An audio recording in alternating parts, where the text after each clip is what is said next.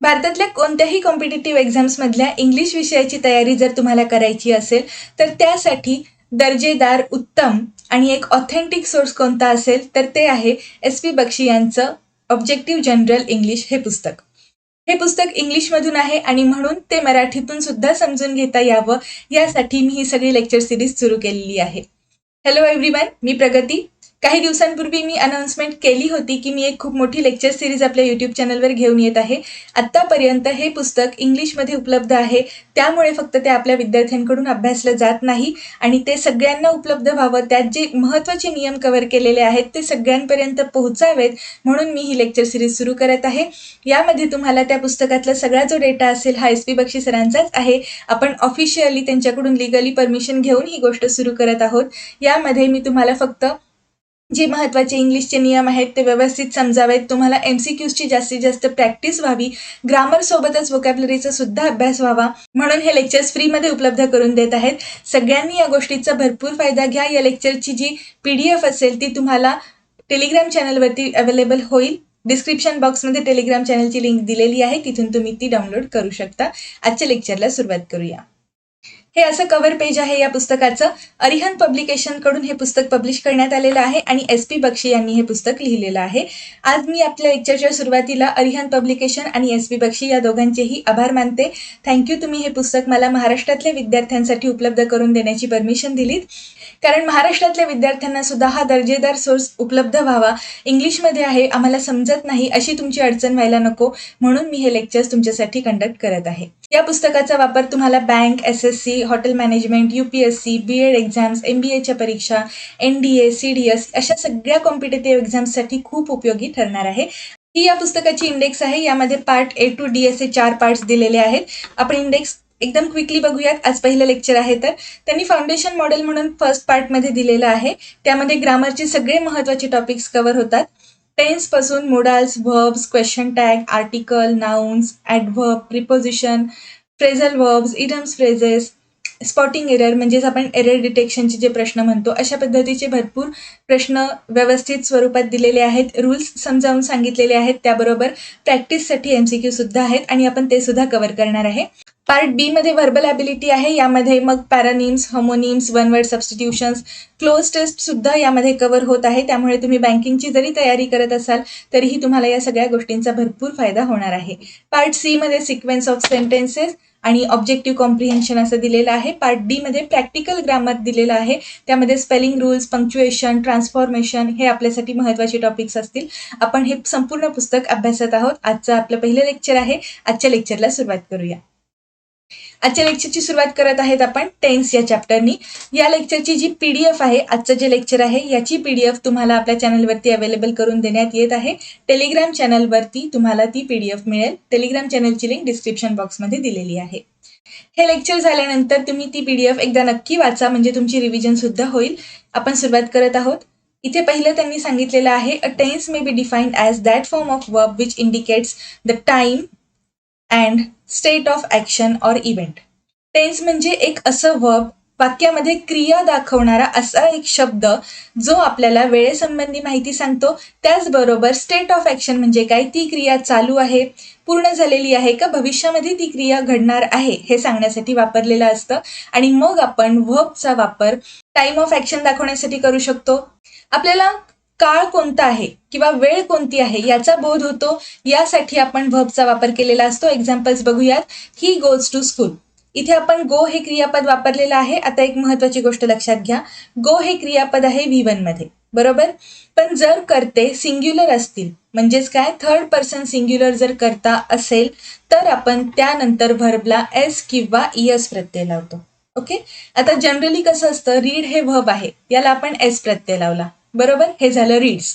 पण मग ES प्रत्यय कधी लावायचा, जर क्रियापदाच्या शेवटी O, SH किंवा मग CH, X असे काही शब्द असतील तर आपण तिथे ES प्रत्यय लावणार. ठीक आहे, ही गोष्ट ॲडव्हान्स आहे, ही सुद्धा तुम्ही लक्षात ठेवा, कारण या गोष्टींचा तुम्हाला फायदा होईल. त्यासाठी तुम्ही हे लेक्चर झाल्यानंतर जी PDF वाचत आहात, जेव्हा नोट्स बनवणार आहात त्यावेळी या गोष्टी सुद्धा ॲडिशनल लिहून घ्या. आपण बघत आहे की गो हे V1 आहे, पण आता आपण इथे O एंडला आलेला आहे, तर ही नंतर गोजचा वापर झालेला दिसतो. पहिलं वाक्य दिलेलं आहे ही गोज टू स्कूल. इथे आपण प्रेझेंट टाइम बद्दल बोलत आहे. सध्या घडणारी ही कृती आहे आणि ही ऍक्शन आपण आता सध्या घडली हे दाखवताना V1 चा वापर केला, म्हणजेच आपण हे प्रेझेंट टेन्स मध्ये बनवलं. सेकंड आहे he went to school. Past time आहे, तो गेलेला आहे हे सांगण्यासाठी आपण वेंट म्हणजे V2 चा वापर केला.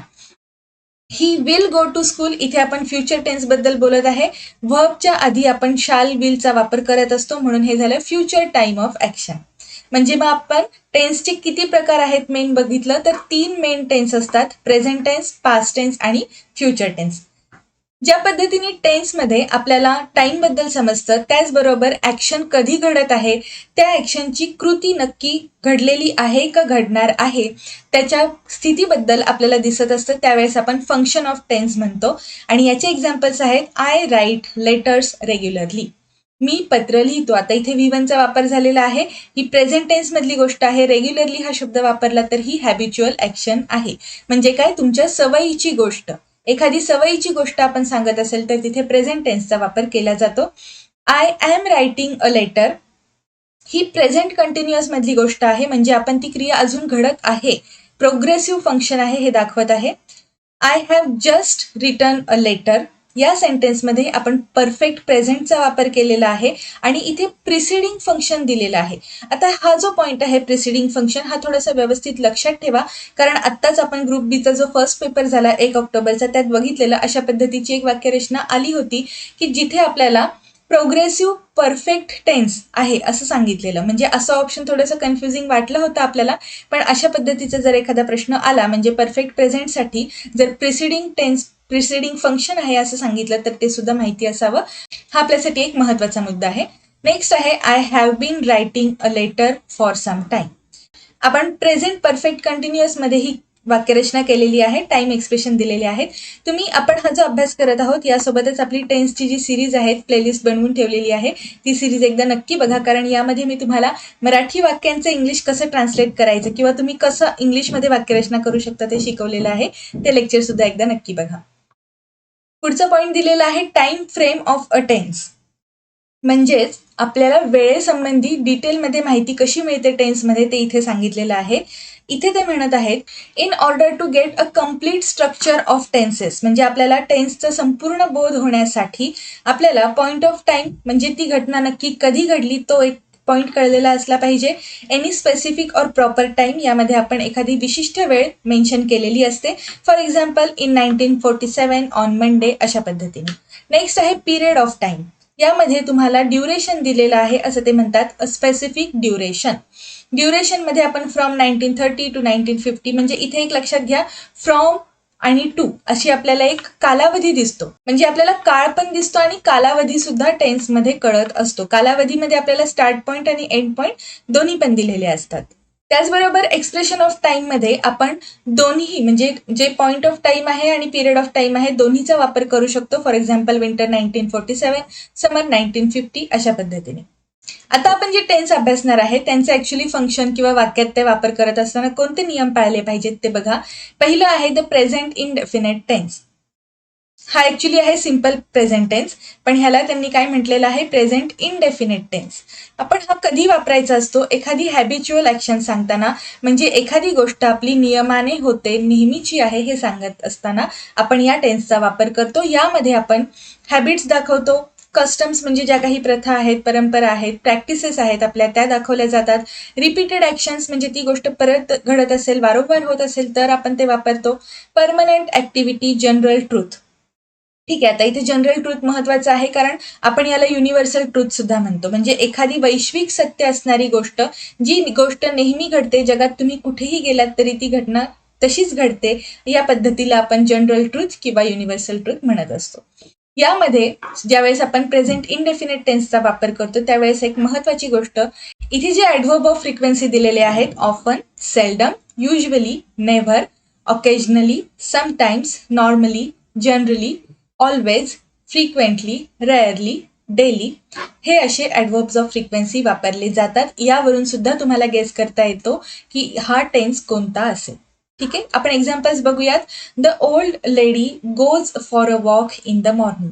ही जी एक्झाम्पल्स आहेत ना, ही व्यवस्थित लक्ष देऊन बघा, कारण आपल्याला ज्या वेळेस चूज द करेक्ट सेंटेन्स असं विचारतात त्यावेळेस या सेंटेन्सेसपैकी एखादं सेंटेन्स येऊ शकतं, त्यामुळे याचा अभ्यास आपण व्यवस्थित करूयात. इथे V1चा वापर झालेला आहे. सेकंड सेंटेन्स आहे Pearl usually believes everybody. Third आहे Arnav often gets late for lunch. तुम्ही एक लक्षात घ्या, इथे त्यांनी सगळे थर्ड पर्सन सिंग्युलर वापरूनच पुढे व्हर्ब वापरलेले आहेत. थर्ड पर्सन सिंग्युलर मध्ये व्हर्बला एस किंवा ईएस प्रत्यय लागलेला असतो, हे विसरू नका, हे खूप महत्वाचं आहे. आणि इथे आपल्याला सगळे एक्झाम्पल्स तसेच दिसत आहेत. फोर्थ सेंटेन्स आहे Suhani always comes in time. Next आहे शौर्य सेल्डम गेट्स अप लेट. म्हणजे तो कधीतरीच उशिरा उठतो. आता सेल्डमचा अर्थ काय असतो? क्वचितच किंवा कधीतरीच. ठीक आहे, क्वचितच. पुढचं आहे this tense is also use to make a statement in present showing permanent nature and activity of the subject and eternal principles. म्हणजे अशी काही गोष्टी दाखवण्यासाठी जी परमनंट आहेत, जी नेहमी घडतात, किंवा मग एखादा इटर्नल प्रिन्सिपल दाखवण्यासाठी सुद्धा आपण प्रेझेंट इंडेफिनिटचा वापर करतो. एक्झाम्पल्स बघूयात. I know him well. He teaches in Saint Xavier's College. म्हणजे सब्जेक्ट मी कोणती ऍक्टिव्हिटी केली आहे हे दाखवताना सुद्धा आपण या टेन्सचा वापर करतो. The cow gives milk. Rivers freeze at high altitude. म्हणजे उंचावरील नद्या गोठलेल्या असतात. ही दोन वाक्य जी आहेत ही आपल्याला इटर्नल प्रिन्सिपल्स दाखवतात आणि हे आपल्याला इथे लक्षात घ्यायचं आहे, कारण इथे आपण सिम्पल प्रेझेंट टेन्सचाच वापर केलेला आहे. आता हा जो टेन्स आहे हा ॲडिशनली कधी कधी वापरायचा असतो. इथे दिलेला आहे हिस्टॉरिकल प्रेझेंट. म्हणजे ऍक्च्युली ही हिस्टॉरिकल घटना आहे, भूतकाळात ऑलरेडी ती गोष्ट घडून गेलेली आहे, पण तरीही आपण अशा पद्धतीच्या वाक्यरचना करू शकतो. एक्झाम्पल आहे now Netaji enters and addresses the Indian soldiers. आपण या लेक्चरच्या सुरुवातीला एक खूप महत्वाचा शब्द बघितला, व्हर्ब. टेन्स म्हणजे नक्की काय, तर व्हर्ब मध्ये सांगितलेली ऍक्शन जी आपल्याला वेळ दाखवते. आणि एक महत्वाची गोष्ट, हे V1 आहे हे कळलं तरच तुम्हाला लक्षात येणार की इथे आपण व्हर्ब वापरलेला आहे V1 मध्ये, तर हा टेन्स असेल प्रेझेंट टेन्स.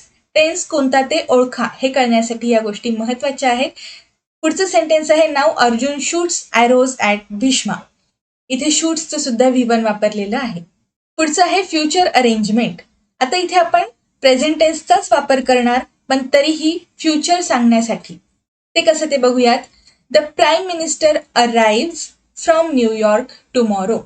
आणि सेकंड सेंटेन्स काय आहे, he leaves his job next week. म्हणजे उद्या प्राईम मिनिस्टर येणार आहेत. उद्या म्हणजे भविष्यकाळ, आत्ता वर्तमानात ती गोष्ट घडत नाहीये. आणि दुसऱ्या सेंटेन्समध्ये तो पुढच्या आठवड्यात जॉब सोडणार आहे असं सांगितलेलं आहे, तरीही इथे आपण V1चा वापर केलेला दिसतो. आता एक सगळ्यात महत्वाची गोष्ट, बरं ती गोष्ट सांगण्याच्या आधी मला एक छोटीशी गोष्ट क्लिअर करू द्या. जेव्हा आपण V1ला एस किंवा ईएस प्रत्यय जोडतो त्यावेळेस बरेच जण त्याला V5 म्हणतात, पण मी याला V1च कन्सिडर करते आणि त्याचं जे काही एक्सप्लेनेशन आहे ते मी तुम्हाला टेन्स शिकवताना माझ्या टेन्सच्या सिरीजमध्ये व्यवस्थित सांगितलेलं आहे. Okay, back to the example. ही जी दोन सेंटेन्सेस आहेत यामध्ये आपण जे टाइम टेबल आहे ते फिक्स आहे असं इथे आपल्याला दिसून येतं. जरी ही घटना उद्या घडणारी असेल तरीही ती कन्फर्म आहे. फिक्स टाइम टेबल किंवा अगदी शेड्यूलनुसार चालणारी ही गोष्ट आहे, म्हणून आपण याचा प्रेझेंट टेन्समध्ये वापर केलेला आहे, जरी घटना फ्युचर टेन्समध्ये असेल तरी. अशा पद्धतीने आपण टेन्सचा फर्स्ट पार्ट बघितलेला आहे. वर्कबुक एक्सरसाइज फर्स्ट जी आहे ती आपण सोडवून बघूयात. डायरेक्शन्स काय आहेत. Make the sentences using present indefinite tense. Present indefinite म्हणजे आपल्याला सिंपल प्रेझेंट टेन्स बनवायचा आहे. Suitable form of verb given in the bracket. Bracket म्हणजे जे वर्ब्स दिलेले आहेत तेच वापरायचे आहेत. मी आता हे जे सेंटेन्सेस आहेत 5 पैकी मी 3 सेंटेन्सेस आता सोडवून घेते. ही शेवटची जी 2 सेंटेन्सेस आहेत ही तुम्ही होमवर्क म्हणून ह्याचा एक्झाम्पलचा अभ्यास करा आणि कमेंट बॉक्समध्ये मला याचं उत्तर द्या. ठीक आहे. आपण पहिला प्रश्न बघूयात. बसेस. बसेस हे प्लुरल आहे, बरोबर. सिंग्युलर आहे का करता? नाही. आणि मग आता मगाशी आपण काय बघितलं, जर करता सिंग्युलर नसेल तर इथे आपण V1चा वापर करतो, त्यामुळे इथे आपण रन हे ॲज इट इज घेणार V1 मध्ये. Buses run on this road every our. इथे फ्रिक्वेन्सी सुद्धा दिलेली आहे. नेक्स्ट आहे apples dash ripe in autumn. आता इथे गेट या शब्दाचा आपल्याला V1 वापरायचा आहे, पण एक गोष्ट लक्षात घ्या, ॲपल सुद्धा प्लुरल आहे आणि प्लुरल नाऊनच्या नंतर आपण गेट असं हेच फॉर्ममध्ये वापरणार, गेट्स असं आपण बनवणार नाही. थर्ड सेंटेन्स महत्वाचा आहे. Meena dash on the stage. Verb कोणतं वापरायचं आहे? डान्स. आता मीना हा आपला थर्ड पर्सन सिंग्युलर आहे, बरोबर. जो सब्जेक्ट आहे तो थर्ड पर्सन सिंग्युलर आहे, म्हणून आपल्याला इथे एस प्रत्यय जोडणं गरजेचं आहे. मग आपलं हे सेंटेन्स कसं होईल? Meena dances on the stage. आपण हे एक्झाम्पल बघितलेले आहेत. हे जे 2 एक्झाम्पल्स आहेत याचं उत्तर तुम्ही मला कमेंट बॉक्समध्ये नक्की कळवा. फायनली ज्या लेक्चर सिरीजला मी सुरुवात करणार होते ती सुरुवात आज झालेली आहे. पहिलं लेक्चर आपलं आहे हे. यामध्ये आपल्याला भरपूर चॅप्टर्स कव्हर करायचे आहेत, भरपूर एक्सरसाइज सोडवायचे आहेत. आपण या सगळ्याचा व्यवस्थित अभ्यास करणार. तुम्ही निश्चिंत राहा, कारण तुम्हाला हे संपूर्ण पुस्तक व्यवस्थित समजून घेऊन अभ्यास करण्याची जबाबदारी माझी. मी तुम्हाला हे संपूर्ण पुस्तक अवेलेबल करून देणार आहे. फक्त हा चॅनल तुम्ही जास्तीत जास्त लोकांपर्यंत शेअर करा. त्यांना देखील सांगा की या चॅनलला सबस्क्राईब करा, कारण इतका दर्जेदार सोर्स, हे इतकं चांगलं पुस्तक तुमच्यापर्यंत पोहोचावं एवढीच माझी अपेक्षा आहे. आपण आता उद्याच्या लेक्चरमध्ये भेटूयात. थँक्यू.